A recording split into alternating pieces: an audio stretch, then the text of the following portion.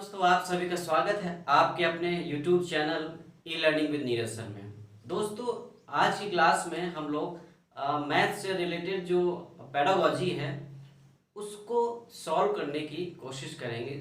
मेरे कहने का मतलब ये है दोस्तों कि जो अक्सर क्वेश्चंस पूछे जाते हैं उनको आज की वीडियो में हम लोग एक बार अपनी नज़र से देख लेंगे। ओके दोस्तों, उसके बाद कुछ कीवर्ड्स भी होंगी और लास्ट में 4-5 क्वेश्चन भी करा दिए जाएंगे ताकि प्रॉब्लम ना आए। हालांकि इसके बाद भी जो मैथ्स का कंटेंट होता है उसके लिए भी वीडियोस बनाए जाएंगे। तो दोस्तों आइए बने रहिए मेरे साथ, और यदि आप मेरे चैनल पर नए हैं तो सब्सक्राइब करना मत भूलिएगा। चलिए आइए दोस्तों, ये देखिए आपकी स्क्रीन पर दिख रहा है कि सबसे पहले गणित शिक्षा का उद्देश्य क्या है। जी हाँ दोस्तों, ये बहुत ही इंपॉर्टेंट क्वेश्चन है और पूछा भी बहुत जाता है। तो इसका आंसर क्या होगा? गणितीय प्रतिभा का विकास करना। चलिए नेक्स्ट है, प्राथमिक कक्षाओं में गणित की सबसे उपयुक्त विधि। अच्छा, प्राथमिक कक्षाओं मतलब बच्चा छोटा है। छोटा का मतलब बच्चा ज़्यादा से ज़्यादा कितना होगा? अगर 5वीं में होगा तब जाके वो 10 या 11 साल का होगा। तो वो बच्चा इस एज में खेलना पसंद करता है, तो उसको खेल मनोरंजन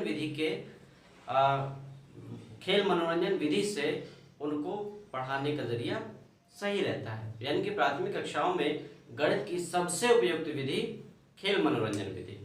चलिए नेक्स्ट है दोस्तों, प्राथमिक स्तर के लिए गणित की व्याख्या किसी विधि में उपयुक्त नहीं है। जी हाँ दोस्तों, किसी भी विधि में प्राथमिक स्तर के लिए हम लोग व्याख्या नहीं कर सकते। अच्छा, व्याख्या का मतलब मान लीजिए जोड़ना है, घटाना है, गुणा कराना है, भाग कराना है या स्थानीय मान सिखाना है, एचसीएफ एलसीएम भी सिखाना है, तो इसके लिए हम लोग वर्णन व्याख्या नहीं, उनको हम लोग क्या करेंगे, एक तो डेली का जो वो देखते सुनते हैं उससे जोड़ करके बहुत ही छोटे से एग्जाम्पल के, एकदम सरल एग्जाम्पल के माध्यम से सिखाएंगे। नेक्स्ट दोस्तों कि गणितीय ज्ञान का सर्वाधिक उपयोग। जी हाँ, गणितीय ज्ञान का सर्वाधिक उपयोग विज्ञान विषय में किया जाता है। अच्छा दोस्तों, विज्ञान विषय से याद आया कि ये हम लोग की जो ये प्रयोगशाला विधि है, कौन सी प्रयोगशाला विधि, ये भी विज्ञान विषय के लिए बहुत ही इंपॉर्टेंट है। क्लियर? चलिए नेक्स्ट है कि प्राथमिक स्तर पर गणित का व्यवहारिक महत्व। जी हाँ, ऑप्शन में आएगा तो आपको व्यवहारिक महत्व ही लगाना है प्राथमिक स्तर में। चलिए नेक्स्ट, गणित विषय की पाठ्य पुस्तकें। हाँ, गणित विषय की पाठ्य पुस्तकें संश्लेषण, जी हाँ, संश्लेषण विधि। क्लियर? ये मत भूलिएगा कि जो प्राथमिक स्तर की पाठ्य पुस्तकें होते हैं संश्लेषण विधि पर आधारित होती हैं, संश्लेषण विधि पर लिखी जाती हैं। नेक्स्ट दोस्तों, नए प्रश्नों को हल करने की सर्वश्रेष्ठ विधि। जी हाँ दोस्तों, नए प्रश्नों को हल करने की सर्वश्रेष्ठ या सर्वोत्तम विधि कौन सी है? आगमन विधि। दोस्तों एक और होती है निगमन विधि, बट प्राइमरी लेवल पर आगमन विधि ज्यादा बेटर मानी जाती है। नेक्स्ट है, गणित में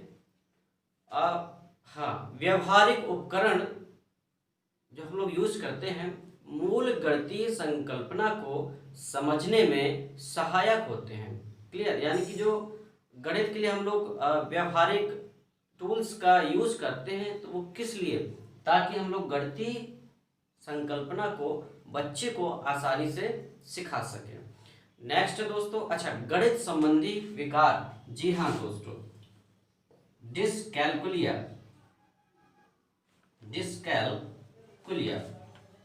क्लियर दोस्तों, ये मत भूलिएगा।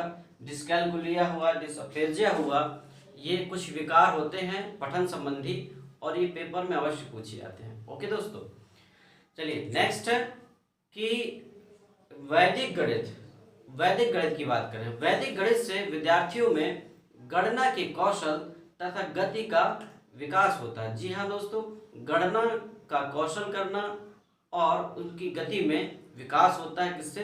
वैदिक गणित से।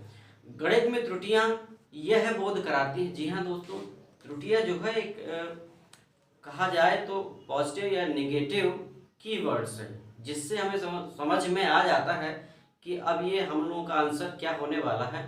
ध्यान से सुनिएगा। गणित में त्रुटियां यह बोध कराती हैं कि बच्चे गणित की अवधारणा को किस स्तर तक समझ पाए, है ना।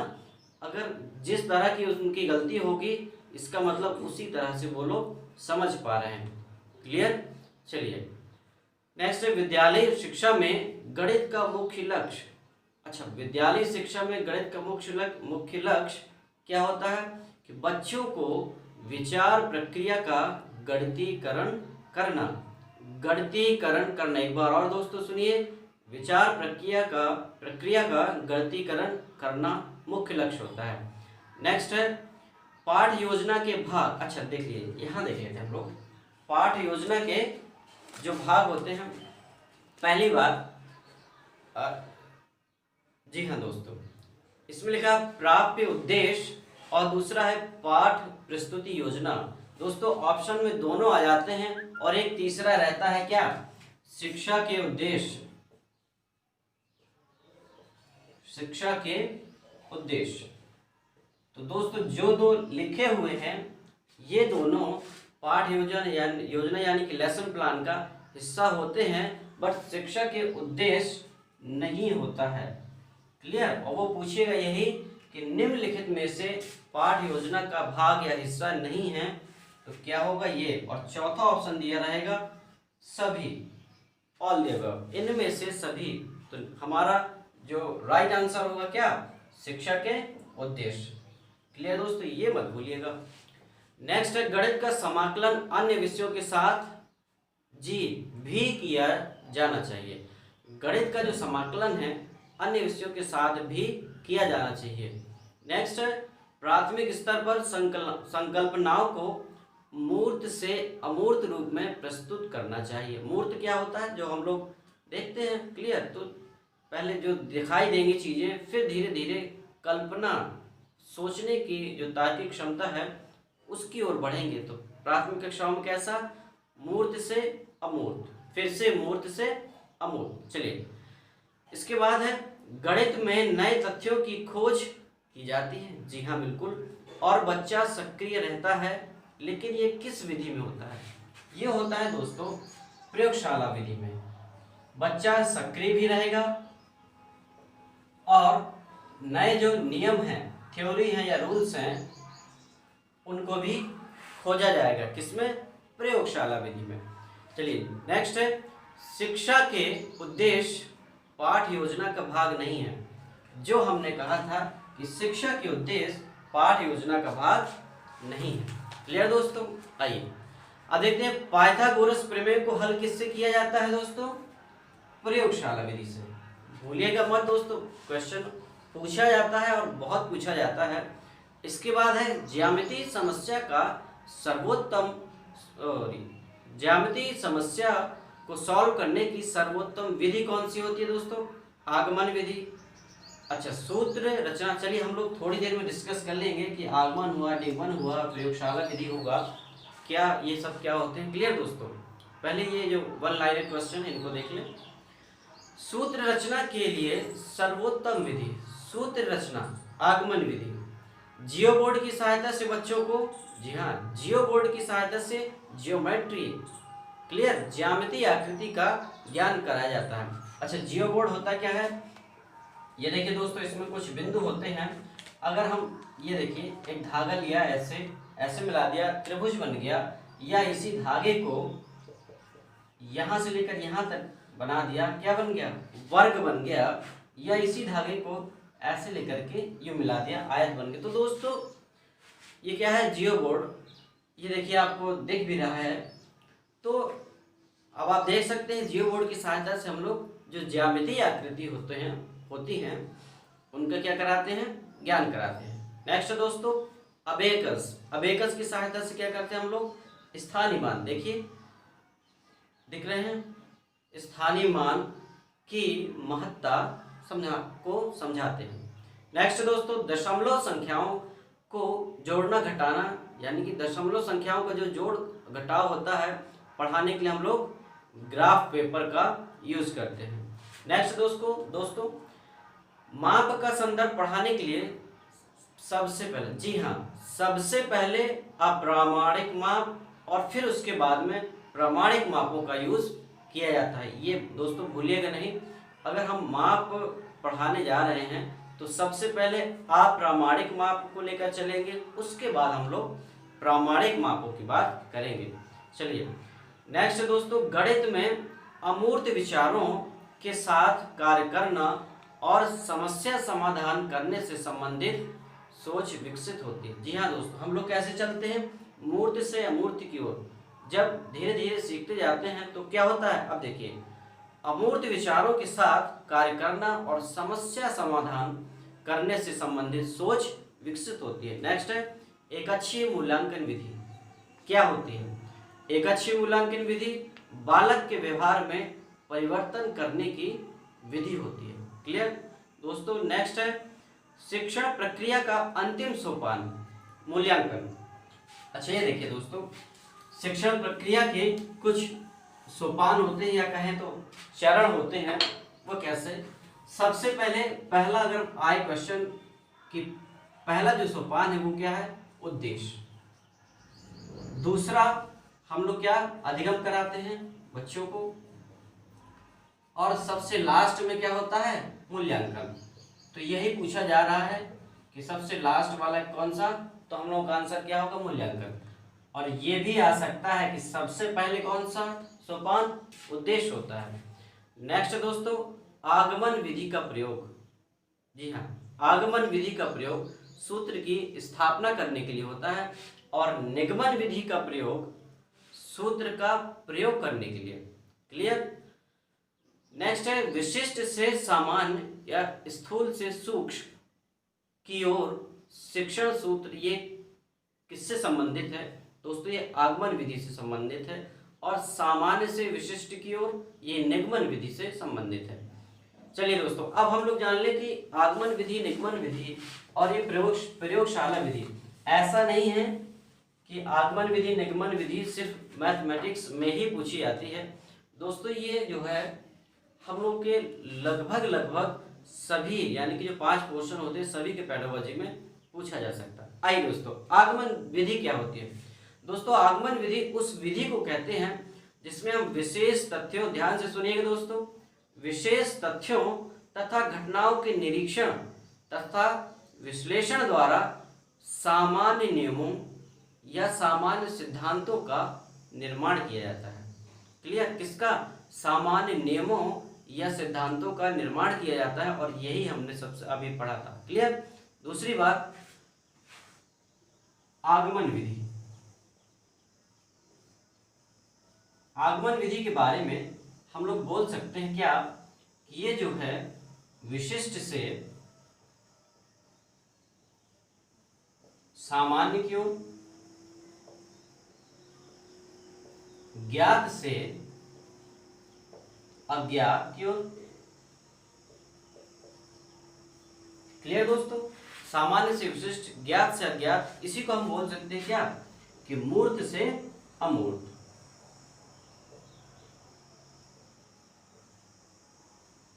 ये जो क्या है हम लोगों की शिक्षण सूत्र है,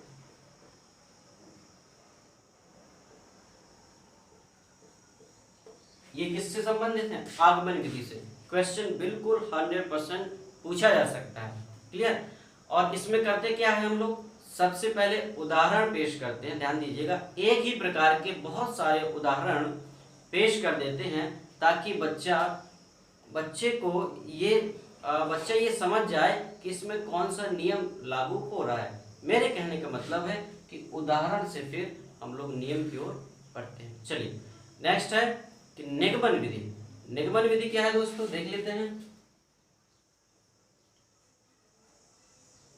निगमन विधि, अच्छा दोस्तों, पहली बात ये जान लीजिए कि आगमन विधि का बिल्कुल उल्टा क्या होता है, निगमन विधि। या दूसरी भाषा में, निगमन विधि का बिल्कुल उल्टा क्या होता है, आगमन विधि। जैसे सामान्य नियम से विशिष्ट उदाहरण की ओर। ये देखिए, हम लोग यहाँ क्या कह रहे हैं, विशिष्ट से सामान्य, और ये क्या हो जाएगा, सामान्य से विशिष्ट। अच्छा दोस्तों, ये सामान्य क्यों बोल देते हैं हम लोग? देखिए दोस्तों, सामान्य यानी कि इसमें हम लोग क्या पहले सबसे पहले नियम ही बता देते हैं कि दोस्तों ये नियम है बच्चे और ऐसे करना है, तो वो तो बिल्कुल सामान्य बात हो गई। और विशिष्ट से सामान्य, हम कोई विशिष्ट उदाहरण लेंगे।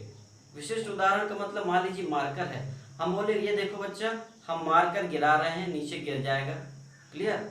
फिर हम दूसरी कोई चीज़, इसका कैप जो है गिराएंगे, वो भी नीचे गिर जाएगा। फिर और भी 2-4 वस्तुओं को गिराएंगे और फिर बाद में बताएंगे दोस्तों ये किससे होता है, गुरुत्वाकर्षण बल के कारण होता है ना। तो विशिष्ट उदाहरण दिए हमने, तब जाके सामान्य तक पहुंचे, क्लियर, नियम तक पहुंचे कि ऐसा क्यों होता है। और इसमें क्या करते हैं, पहले नियम ही बता देते हैं कि गुरुत्वाकर्षण नियम होता है जिसमें वस्तुएं गिर जाती है, फिर बाद में उदाहरण या पेश कर देते हैं, यानी कि मार्कर गिराकर दिखा देते हैं। ये दोनों अंतर है दोस्तों। जब हम कह सकते हैं विशिष्ट से सामान्य, तो क्या हम अज्ञात से ज्ञात बोल सकते हैं? चलिए दोस्तों, कमेंट के माध्यम से बताइएगा। इसमें क्या होता है कि पहले हम लोग नियम को प्रस्तुत करते हैं, ध्यान दीजिएगा, पहले हम नियम को प्रस्तुत करते हैं, उसके बाद नियम की जो सत्यता होती है उसको प्रमाणित करने के लिए विभिन्न एग्जाम्पल्स का प्रयोग करते हैं, जैसा कि अभी हमने बताया कि पहले नियम बता देते हैं, बाद में एग्जाम्पल्स। दोस्तों नेक्स्ट है प्रयोगशाला विधि। चलिए हम लोग जान लें, ये भी इंपॉर्टेंट है, प्रयोगशाला विधि। देखिए दोस्तों, पहली बात, प्रयोगशाला विधि का सीधा सीधा अर्थ किससे है, करके सीखना। ये पूछा भी जा सकता है आपसे, ये जो होने वाला पेपर है जुलाई में, सीधा सीधा संपर्क किससे, करके सीखना। और इसी को क्या बोलते हैं, अवलोकन द्वारा सीखना, अवलोकन द्वारा सीखना, क्लियर दोस्तों, अवलोकन द्वारा सीखना। अच्छा दोस्तों, इसमें किया क्या जाता है, बच्चे को ऐसी स्थिति में रखा जाता है, ऐसी स्थिति का मतलब प्रयोगशाला में रखा जाता है कि जिससे वो इंफॉर्मेशन जो है, सूचनाएं जो है एकत्र करता है, उसके बाद प्रयोग करता है, उसके बाद अवलोकन करता है, और अवलोकन के बाद जो पूर्व निर्धारित नियम होते हैं, रूल्स होते हैं या थ्योरीज होती हैं, उनका सत्यापन करता है। क्लियर दोस्तों? चलिए, और ये अभी क्या बताया था हमने स्टार्टिंग में ही कि विज्ञान शिक्षण की अत्यधिक महत्वपूर्ण विधि कौन सी होती है, प्रयोगशाला विधि। दोस्तों हम लोग कुछ कीवर्ड्स जान लें जो मैथमेटिक्स की पेडागोजी है उसको सॉल्व करने में बहुत मदद करने वाली है। ओके दोस्तों, आइए, कुछ पॉजिटिव वर्ड्स हैं, जैसे किसी क्वेश्चन में पूछे जाते हैं, तो ये जो है हम लोग के अगर ऑप्शन में मिलते हैं तो वो ऑप्शन सही होगा। जैसे वास्तविक जीवन से जोड़ना। जी हाँ दोस्तों, सिर्फ मैथ ही नहीं, कोई भी बच्चे को कोई भी सब्जेक्ट पढ़ाया जाए तो वास्तविक जीवन से जोड़कर पढ़ाया जाए तो बच्चा अच्छे से सीखता है। दूसरी बात तार्किक, जब मैथ की बात हो रही है, स्पेशल मैथ की क्लास है और मैथ की ही बात हो रही है, तो बच्चे का तर्क या उसका जो तार्किक कौशल है उसमें क्या विकास करना होता है। तीसरी बात प्रोत्साहन। जी हाँ, एक ऐसा वर्ड है प्रोत्साहन करना या प्रेरित करना, जो अपने आप में क्या है पॉजिटिव वर्ड है, और ऑप्शन में मिलते ही आपका ऑप्शन सही हो जाएगा। नेक्स्ट है चिंतन कौशल का विकास करना। जी हाँ दोस्तों, मैथमेटिक्स की बात हो रही है, चिंतन कौशल का विकास अवश्य होगा। अधिगम के अवसर देना। जी हाँ, बच्चे को सीमित नहीं करना है, अधिगम के अवसर देना है, बच्चे को सीमित नहीं करना है। नेक्स्ट है गणितीय समझ। जी हाँ, उसमें गणितीय समझ का विकास करना है। ये हमारे क्या थे दोस्तों, पॉजिटिव पॉइंट्स थे। बाकी जो है डिस्क्रिप्शन में हमने लिंक दे दी है, इससे पहले जो वीडियो डाला गया था स्पेशल सीटेट करके, सीटेट और सीटेट ट्रिक्स करके, तो उसको देखना मत भूलिएगा दोस्तों। आइए अब हम लोग जान लें कुछ नेगेटिव कीवर्ड्स। जैसे रटना, कंठस्थ कराना, बच्चे को जो है फॉर्मूला रटवाना या याद करवाना, ये क्या होगा, सभी याद कराना, ये क्या है, नेगेटिव कीवर्ड्स है।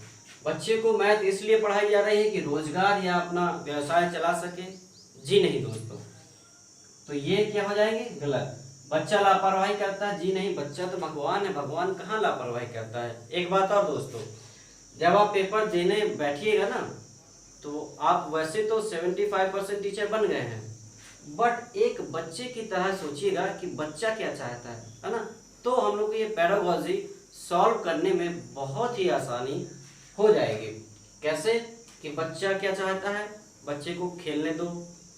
अब जब आप बच्चा हैं तो आप यही सोचेंगे कि हाँ बच्चा खेलना चाहता है इस एज में, तो ऑप्शन खेलने से संबंधित यानी कि वो किससे पॉजिटिव वर्ड है। बच्चे को मना मत करिए, अगर कुछ पूछ रहा है तो उसका आंसर अवश्य दें, पता नहीं है तो सर्च करके दें।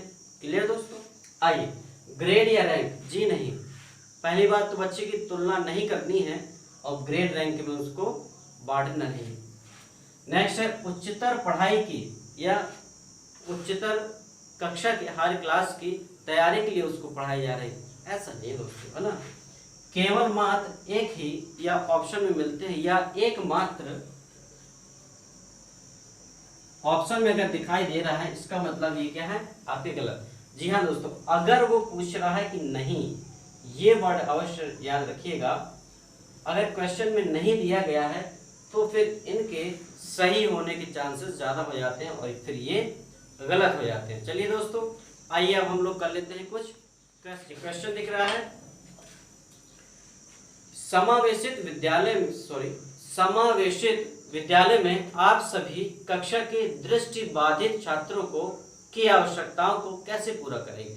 बच्चा जो है दृष्टिबाधित है, यानी कि वो हम लोगों की तरह, सामान्य लोगों की तरह देख नहीं सकता है, तो उसकी आवश्यकताओं को कैसे पूरा करेंगे।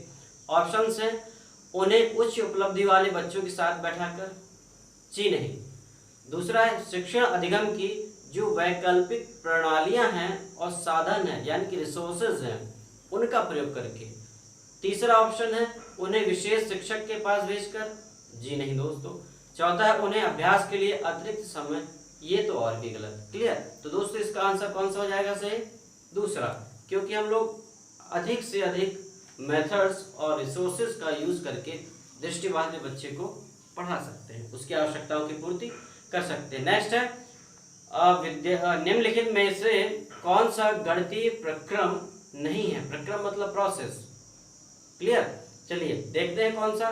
पक्षांतरण, मानस दर्शन, मानस दर्शन मतलब विजुअलाइजेशन, कंठस्थ कराना। देखिए दोस्तों कीवर्ड्स में क्या था, कंठस्थ कराना, और पूछा भी क्या है कि नहीं है, तो बहुत ही बारीकी से ध्यान देकर चलिएगा। हमने बोला था क्या कि अगर नहीं आता है तो इनमें से सही हो जाएगा, और वो क्या है, कंठस्थ कराना। चलिए दोस्तों नेक्स्ट क्वेश्चन है। अच्छा दोस्तों ये बताइए, यदि आप किसी बच्चे को ट्रीट करना चाहते हैं तो किस प्रकार से करेंगे, कमेंट के माध्यम से अवश्य बताइएगा। नेक्स्ट क्वेश्चन ये है दोस्तों कि राष्ट्रीय पाठ्यचर्या की रूपरेखा यानी कि एनसीआर नेशनल करिकुलम फ्रेमवर्क 2005 की अनुशंसा के अनुसार प्राथमिक विद्यालयों का गणित पाठ्यक्रम जो है वो कैसा होना चाहिए।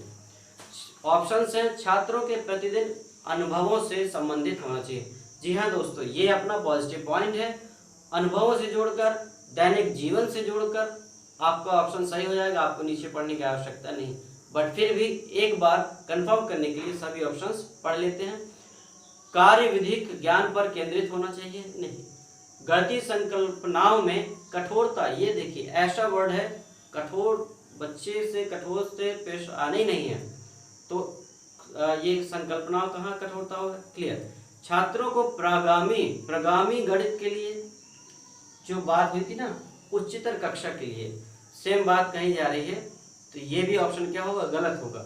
चलिए आइए, इसका ऑप्शन हम लोग का कौन सा, पहला ही सही हो जाएगा, क्या कि प्रतिदिन के अनुभवों से संबंधित।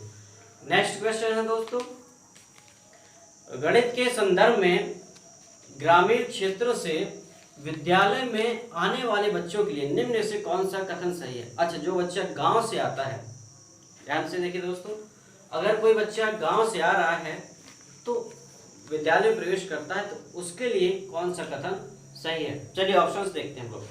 उन्हें विधिवत गणित सीखने की कोई आवश्यकता नहीं। ऐसे कैसे नहीं भाई, बच्चा है क्या वो पढ़ नहीं सकता है। नेक्स्ट, सिर्फ इतना पढ़ा, आगे पढ़ने की जरूरत ही नहीं। उनके पास मौखिक गणितीय परंपराओं और ज्ञान की प्रचुरता होती है। अच्छा, इस ऑप्शन में जो है अब बच्चे की थोड़ी तारीफ की जा रही है। कहने का मतलब उसका जो बैकग्राउंड है उसको ठोस मजबूत बताने की कोशिश की जा रही है। इसको छोड़ देते हैं। दूसरा, तीसरा देखते हैं। उन्हें गणित का कोई ज्ञान नहीं है, हो ही नहीं सकता। क्लियर। चौथा देखते हैं। उनकी गणित में संचारण निपुणता निकृष्ट। ये जो निकृष्ट वर्ड है ये दोस्तों क्या है, हमारा नेगेटिव वर्ड है। निकृष्ट का मतलब क्या होता है, पुअर। पुअर कम्युनिकेशन कह रहे हैं, संचारण जो है निकृष्ट है, तो ये भी गलत है। यानी कि जो दूसरा ऑप्शन छुड़वाया गया था कि इसको बाद में देखते हैं, वही ऑप्शन क्या होगा, सही। तो चलिए दोस्तों, आज की क्लास यहीं तक। यदि आपको मेरी क्लास पसंद आई हो तो लाइक और शेयर करना मत भूलिएगा, और यदि आपने अभी तक मेरा चैनल सब्सक्राइब नहीं किया है तो सब्सक्राइब अवश्य करिएगा। धन्यवाद दोस्तों।